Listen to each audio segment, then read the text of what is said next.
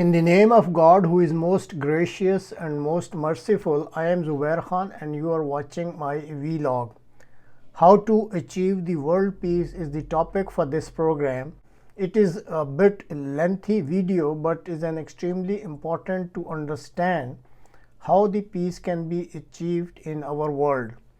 Supreme Head of Ahmadiyya Muslim Jamaat, His Holiness Hazrat Mirza Masroor Ahmad, Allah may be his helper, delivered the keynote speech on the eve of Peace Symposium 2024 organized by the Ahmadiyya Muslim Jamaat UK in London on 9th of March 2024. In his speech, His Holiness did not mince any word and explicitly indicated where are the obstacles to achieve the peace in the world and how these obstacles can be removed. Speech of His Holiness is extremely thought-provoking and policy makers of the important countries of the world need to listen to this speech and to follow the guidelines provided by the Supreme Head of the Ahmadiyya Muslim Jamaat. In the end, one expression of Miss R.D. Roche of Chernobyl Children Project International is also included.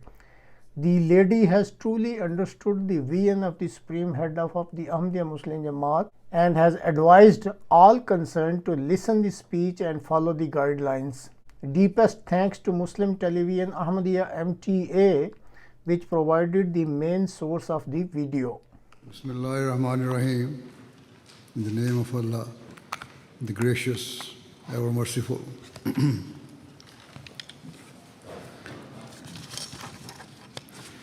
All distinguished guests, Assalamu alaikum wa rahmatullahi wa barakatuh. Peace and blessing of Allah be upon you all. Today, once again, we have gathered together for this event hosted by the Ahmadiyya Muslim community to discuss and reflect upon how we can bridge division in society and establish genuine peace in the world.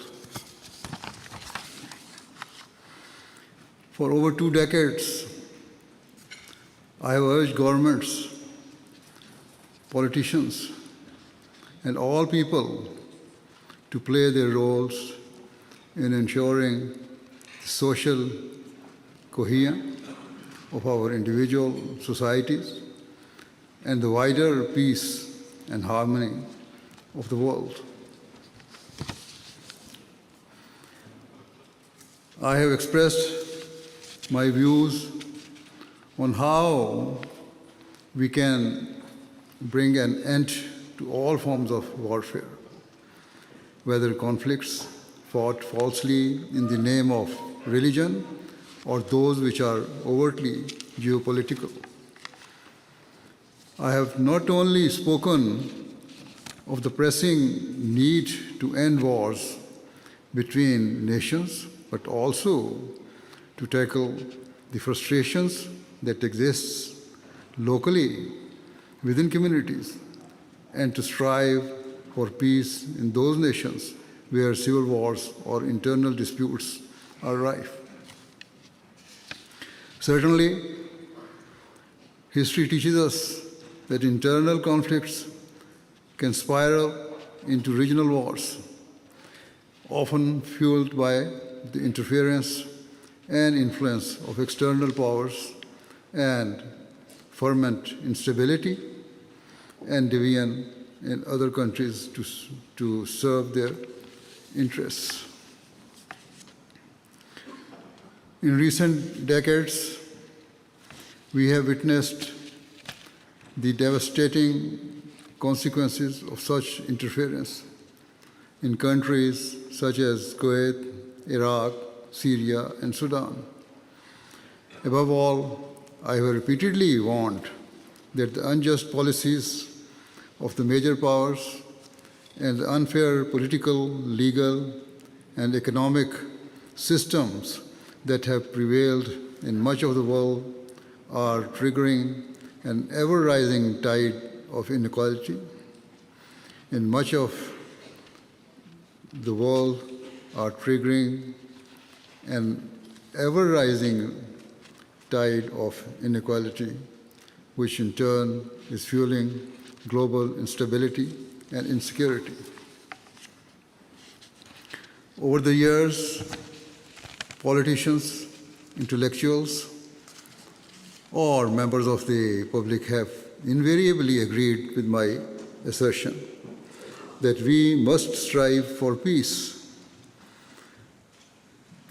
However, many also expressed their opinion, either directly or indirectly, that I was wrong to believe that existing conflicts could conceivably escalate into a global war and even trigger the use of nuclear weapons. Many considered this to be unnecessarily pessimistic. For a long time, even those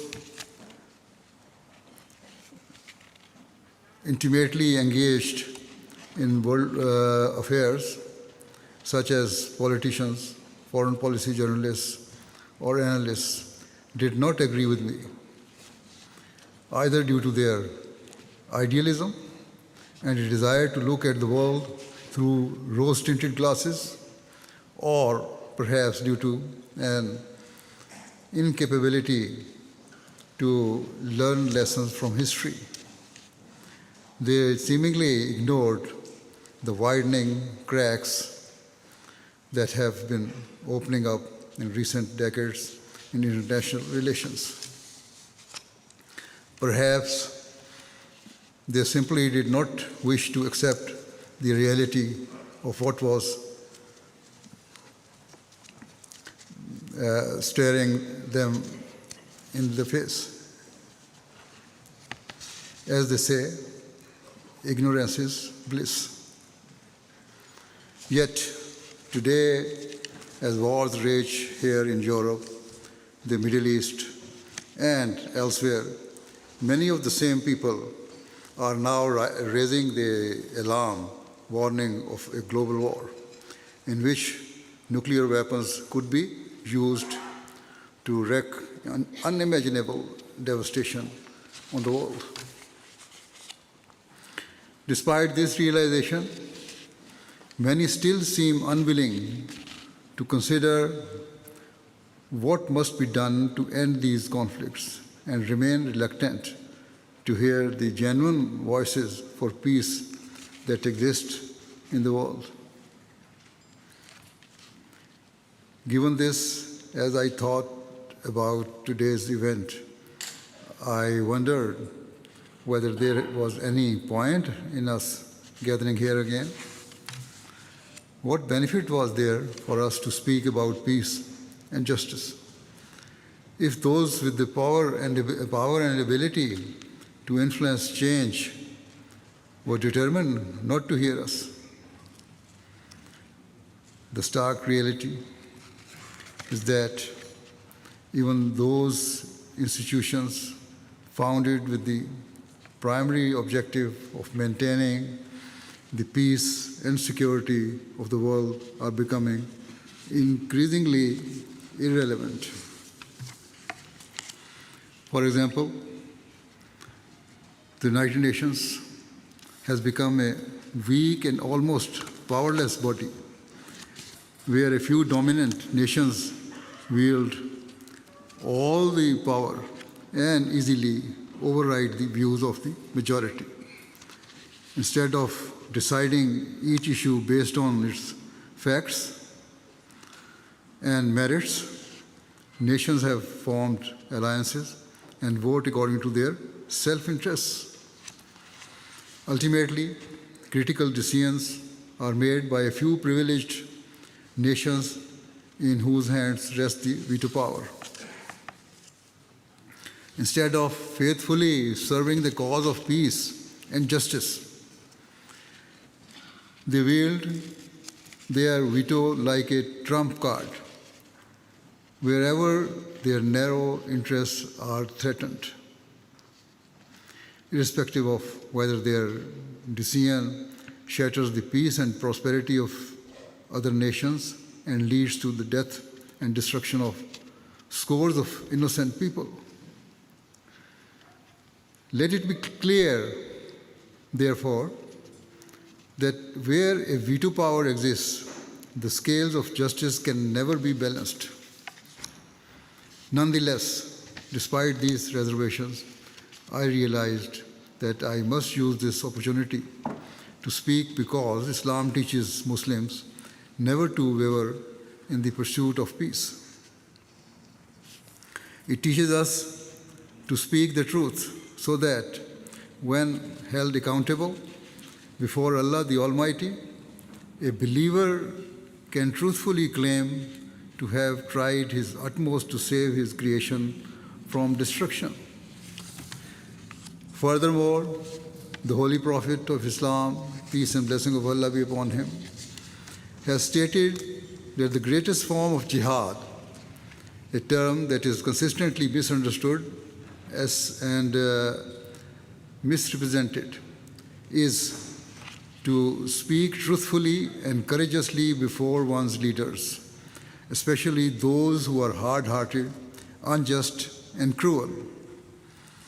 Certainly, if weaker nations or individuals like myself, who have no political affiliation, try to speak up, it is rarely appreciated, and those who do can face difficulties or risk sanctions. Despite this, the Ahmadiyya Muslim community, based on the teachings of Islam, continues and will always continue to strive earnestly in the cause of peace and champion the rights of those who are powerless and are the victims of injustice. We will, God willing, constantly endeavor to use whatever means we have to influence those within our reach, be they politicians, policymakers, intellectuals, and others, towards establishing peace in the world. Indeed, some of you may well be aware of the consistent efforts our community is making to foster peace and to alleviate the suffering of those who are in grave physical or emotional distress. And so, after these introductory words, I now wish to offer my thought on how to establish peace in the world. As far as religion is concerned, none of the founder of the major religions, whether Prophet Jesus, Prophet Moses, or any other prophet of God, nor the founder of Islam, the Holy Prophet Muhammad, peace and blessing of Allah be upon him, ever taught that their followers to disregard the peace of society and to resort to injustice or aggression. While it is true that in certain extreme circumstances they permitted the use of limited force, it was always exerted solely with the intention of ending warfare and oppression. As for Islam, it literally means peace, and every aspect of its teachings reflect this meaning. For instance, in chapter 42, verse 41 of the Holy Quran, Allah the Almighty commands that where a person or nation has been wronged, they must never respond disproportionately or stray into realm of seeking revenge. Furthermore, Allah says that it is better to forgive if it can lead to reformation. Chapter 49, verse 10 of the Holy Quran says that if two nations are at war, neutral parties should mediate between them and strive to establish peace based on the principles of justice and equity. If having reconciled, one party violates the terms of the agreement and again resort to warfare, other nations should forcefully unite against the aggressor until it desists from its aggressive conduct. Once it stops, the other nations must also cease using force. The objective should always remain to build sustainable peace underpinned by justice. It should not be that a third party take advantage of the vulnerability of the warring parties by usurping their rights for his own benefit. If this principle were observed at the United Nations and other relevant bodies, conflicts would be resolved far more amicably and swiftly. However, it will prove impossible for true peace to emerge so long as nations, either directly or through their powerful allies, can utilize a veto power. Regrettably, due to its inherent lack of justice, the fate of the United Nations seems set to mirror that of its failed predecessor, the League of Nations. And if the system of international law,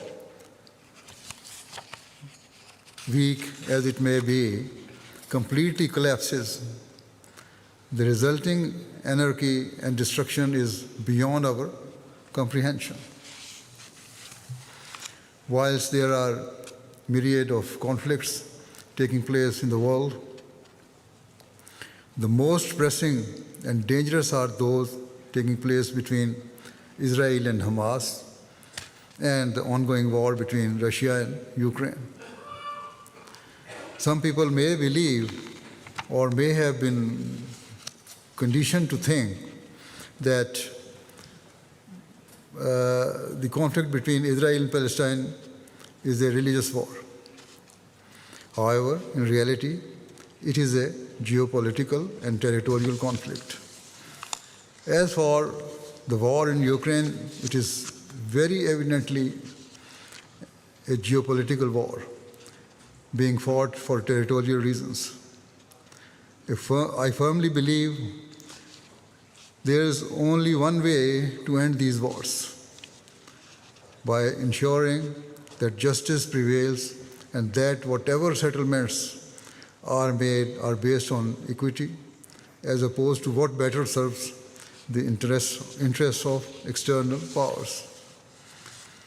Otherwise, there is no benefit to the United Nations or international laws, and the only rule that shall hold weight will be the one that declares might is right.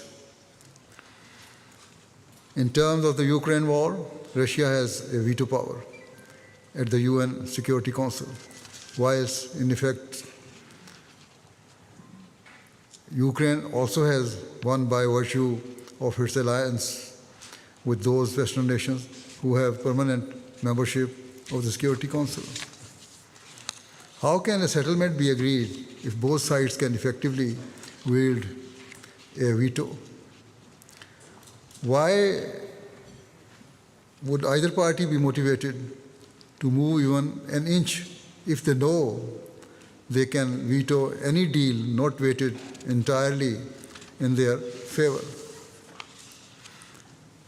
As for what is happening in Gaza, though both the Israelis and the Palestinians have their supporters, the veto power has only been used in Israel's favor since the current war ignited several months ago.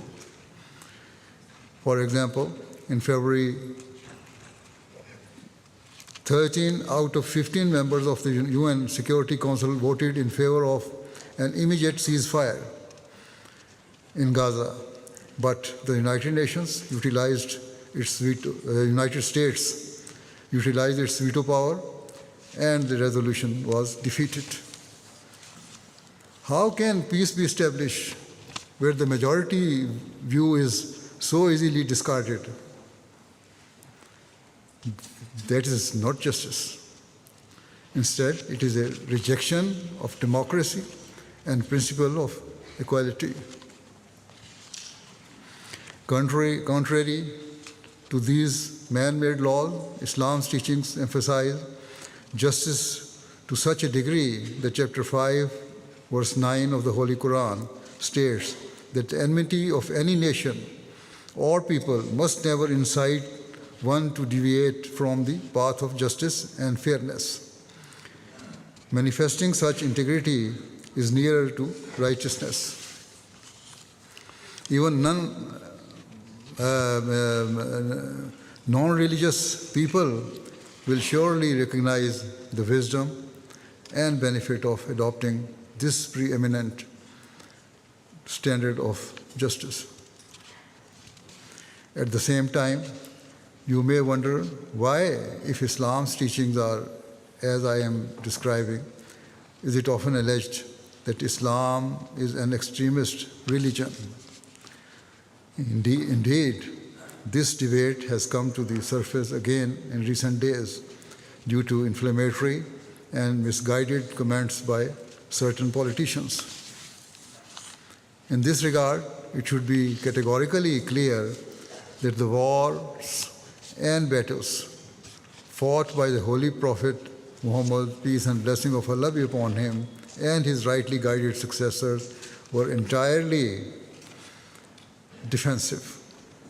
The Holy Quran permitted the Muslims to fight back only as a last resort after they had been mercilessly attacked by the opponents of Islam and been the victims of years of sustained persecution. This permission is enshrined in chapter 22, verse 40 of the Holy Quran, which states that those upon whom war is forced unjustly have a right to defend themselves because they have been wronged and are the victims of oppression and persecution. Moreover, the Holy Quran clarifies that permission to fight back was granted not just to defend Islam, but to defend all religions and to enshrine the principles of freedom of conscience and freedom of belief. Thus, in subsequent verse, Allah the Almighty states that if He did not stop those who transgress by means of others, then churches, synagogues, temples, mosques, and all other places of worship where the name of God is oft recited would be destroyed. Hence, Muslims are commanded to defend and protect all religions and places of worship rather than cause them any harm. Furthermore, wherever the conditions for defensive wars were met, the Muslim armies were governed by stringent rules of engagement given by the Holy Prophet of Islam, peace and blessing of Allah be upon him.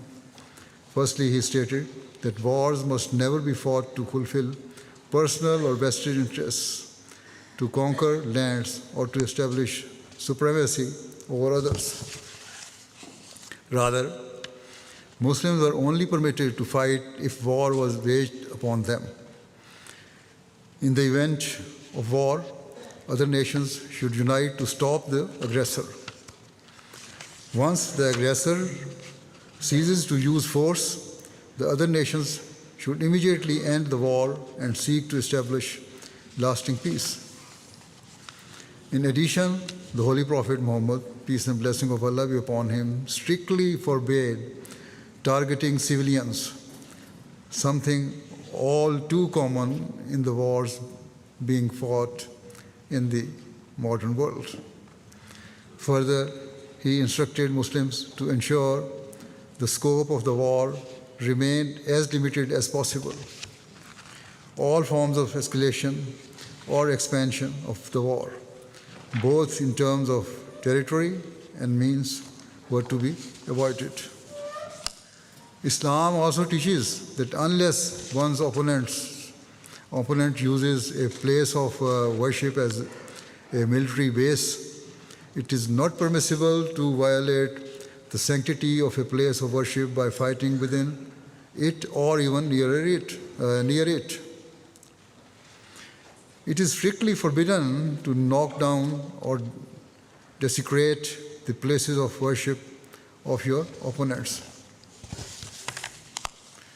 Further, the Holy Prophet Muhammad, peace and blessing of Allah be upon him, forbade the previously common practice of mutilating the bodies of enemy soldiers and instructed that their bodies were to be treated with care and respect. He also taught that no form of deception was permitted in warfare. As already outlined, women, children, the elderly, and other innocent civilians were never to be targeted. Similarly, priests, rabbis, or other religious leaders were not to be harmed or prevented from carrying out their religious duties. The Holy Prophet of Islam, peace and blessing of Allah be upon him, also prohibited Muslim soldiers from inflicting any form of terror or fear amongst the general public during wars. Indeed, all non-combatant and civilians were to be treated kindly and no injustice was to be perpetrated against them.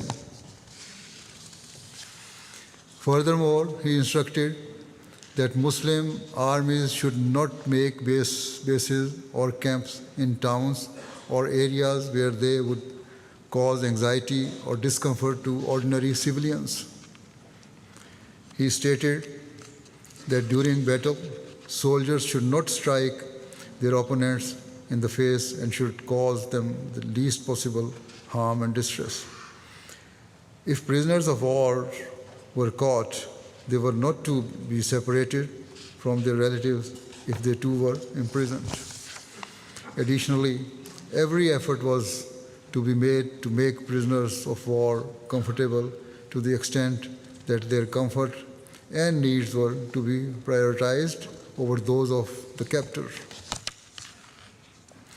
If a Muslim was guilty of any form of cruelty or harshness towards a prisoner of war, they were to release him immediately to make amends. Another instruction of the Holy Prophet Muhammad, peace and blessing of Allah be upon him, was that the representatives or emissaries or other nations should be held in high esteem. Of other nations should be held in high esteem, and any mistakes or discourtesies on their part ought to be ignored in the interest of peace and harmony. And so these are the basic Islamic rules of war, and the Holy Prophet, peace and blessing of Allah be upon him, said that if a Muslim violated these principles, it demonstrated that they were not fighting for justice. Instead, they were fighting to inflict cruelty and out of self-interest. Without a doubt, every Muslim nation and government must abide by these Islamic teachings.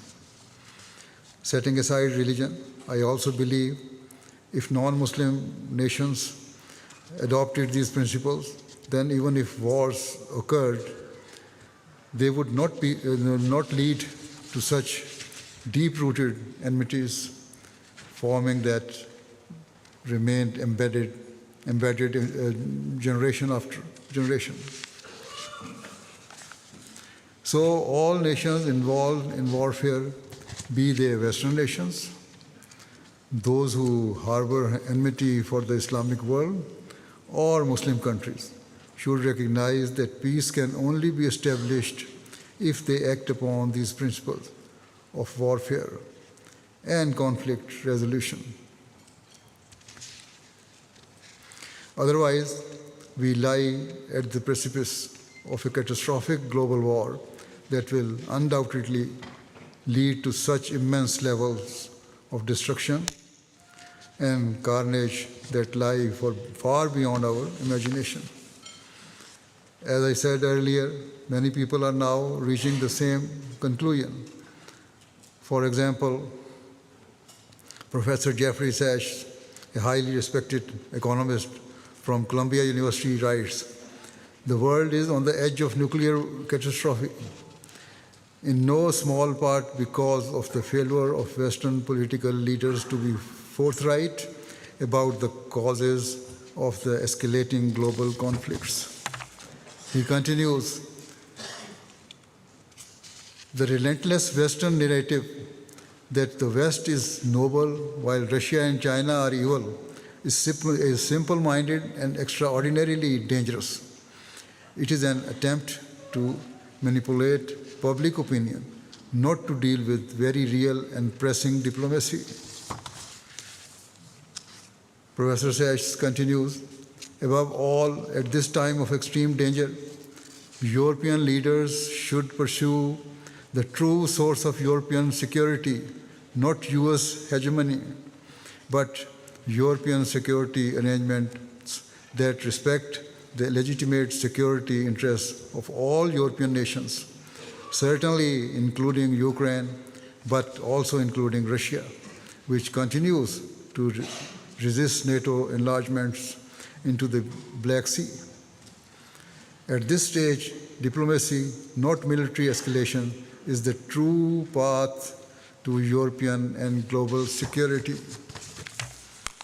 Furthermore, much has been written or spoken about the ongoing war between Israel and Hamas and the grave humanitarian situation in Gaza that worsens by the day. For example, during a recent interview, US Senator Bernie Sanders, who himself is Jewish, strongly condemned the actions of the Israeli government. He said, "What Netanyahu and his right-wing government are doing right now to the people of Palestine, of Gaza, is indescribable and unspeakable. I mean, we are looking at 25 to 26,000 people who have been killed already." This was the figure when he wrote this or he interviewed. Now this figure has gone beyond this number. 2/3 of whom are women and children.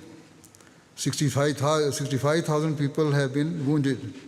We are looking at 70% of the housing units in Gaza have been damaged or destroyed. You are looking at 1.8 million people pushed out of their homes. God knows where they are going.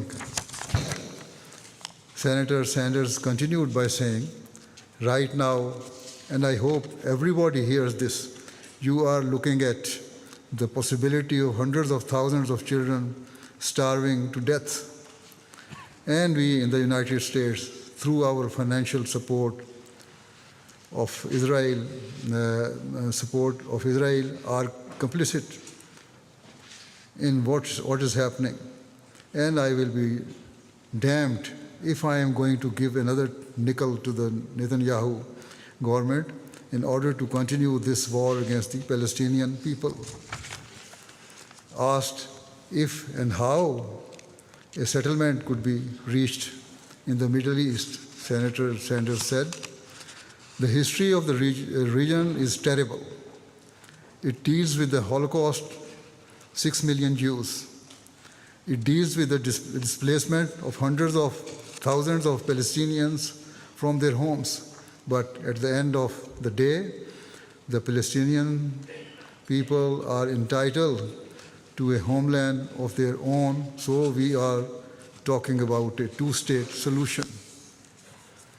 In addition to the two people I have quoted, many other commentators are now reaching the same conclusion about the critical state of the world I have long warned of.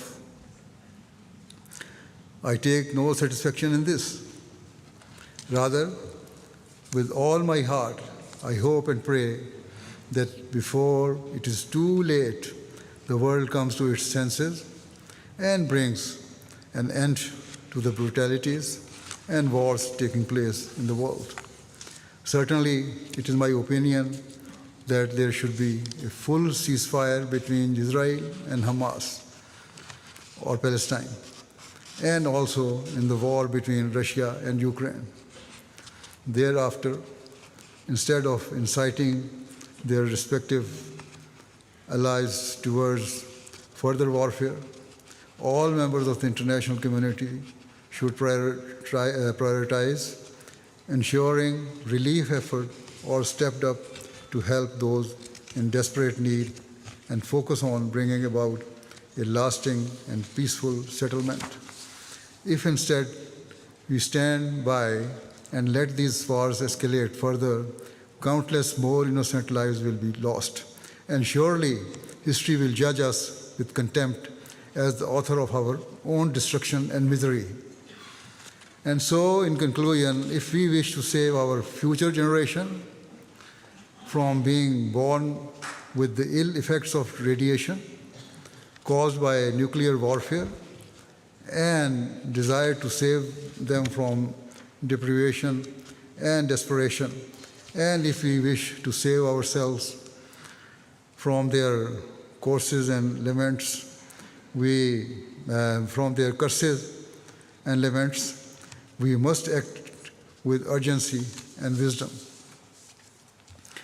Political leaders and those who have access to policymakers must take a long-term view of what is in the best interest of mankind, rather than being blinded by selfish desires to assert their superiority over others. We must all come together, setting aside national, political, and other vested interests for the greater good of humanity, and to ensure that we leave behind a prosperous world for our future generations. It is the need of the time that we must focus all our energies and efforts on establishing true peace so that we may live in a world of hope and prosperity, rather than a world defined by inequality, hatred, and bloodshed. I felt very emotional because he is the only leader that I know or that I've come across that actually speaks it as it is. He speaks about the dangers of if we ignore the progression towards making war and more of a nuclear exchange, we ignore it at our peril. And the whole of civilization will pay the ultimate price. And I believe His Holiness has foreseen this in the last number of years. And I think people now are beginning to listen with a new set of ears, because they understand that actually his vision of what, unless we bring about peace. So I just love the whole idea of a community being absolutely knitted together with one sole purpose, and that is the creation of world peace.